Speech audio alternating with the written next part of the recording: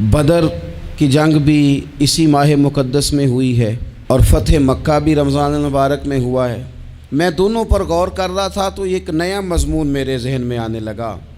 बदर की जो जंग है उसमें भी एक अजीब इनकलाब आया है कि 313 ने 1000 से मुकाबला किया, और जिन 1000 से मुकाबला किया वो असलहे से लैस थे, और ये जो 313 हैं इनके पास 6 ज़िरहें, 8 तलवारें, चंद घोड़े। लेकिन अल्लाह ने कामयाबी दी तो ख़ुद रब ने बयान किया किस तरह दी। फरमाया वलक़द नसरकुमुल्लाहु बिबदरिन व अंतुम अज़िल्ला।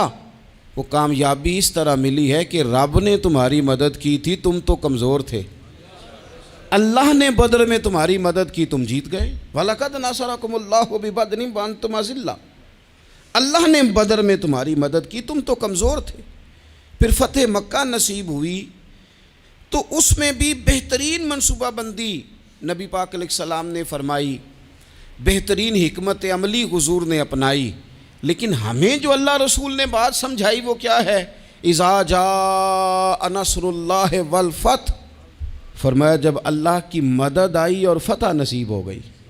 ये अल्लाह ने मदद फरमाई तुम्हारी, यहाँ भी फ़तह मक्का भी अल्लाह की मदद से, जंग बदर भी अल्लाह की मदद से। वो जो मदद है अल्लाह ताला की, जब वो हम ये करते हैं कि हम अपनी सारी ज़िंदगी सियासत की नज़र कर दें। हमारी सियासत सिर्फ़ मुल्क में नहीं होती, हमारी सियासत ख़ानदान में भी होती है।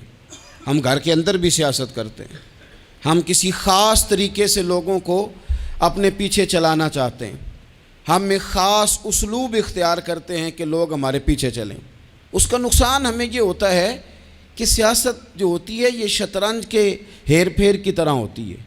तो इसके राज बड़ी जल्दी खुलने लग जाते हैं। पता चल जाता है कि बंदा मुखलिस नहीं था, सियासत कर रहा था, तरीके सलीके से इसने जोड़ के रखा हुआ था। हम हर जगह सियासत के बलबोते पर चीज़ों को लेकर चलना चाहते हैं, सियासतें नाकाम हो जाती हैं, सियाने सियाने लोग फेल हो जाते हैं। बचता सिर्फ वही है जिसके पीछे रब ताला की मदद शामिल हाल होती है।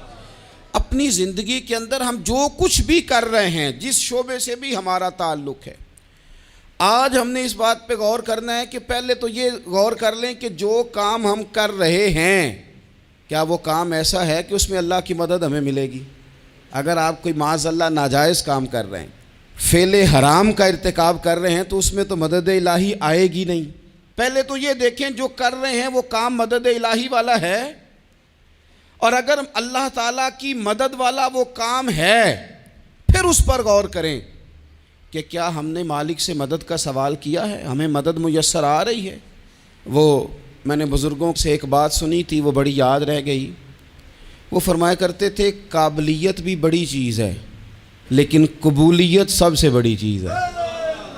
काबिल होना भी बड़ी बात है लेकिन ज़्यादा बड़ी बात यह है कि उसकी बारगाह में कबूल भी है कि नहीं।